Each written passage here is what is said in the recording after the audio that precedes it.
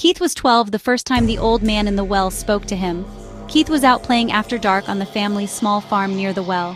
The old well had beams supporting a rope and pulley with a bucket attached, even though Keith was told that well ran dry before he was born.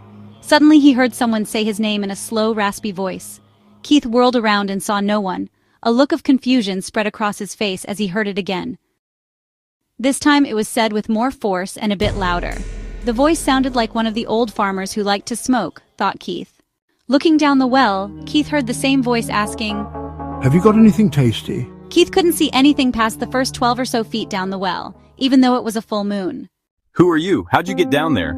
"If you give me something tasty, I'll reward you." All Keith had were some cookies he had stuffed in his pocket as he left to play. He put those in the bucket and it lowered it. He had lowered it nearly 40 feet and was literally at the end of his rope when he no longer felt the weight of the bucket on the rope. 20 seconds passed and he felt the weight of the bucket again and began to pull the bucket up. As he finished pulling the bucket up to the top, he heard the voice say, Keith saw a reflection in the bucket and saw a rectangular piece of silver metal, about the size of an army dog tag. It was completely flat and smooth.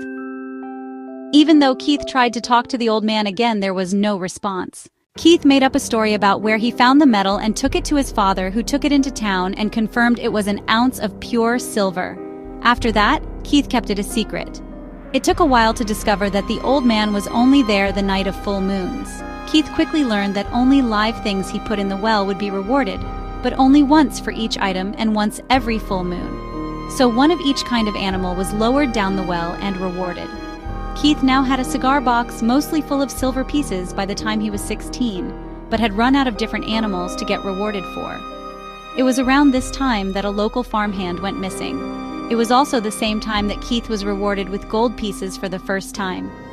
Once Keith took over the farm, temp workers seemed to vanish every now and then without explanation from the farm.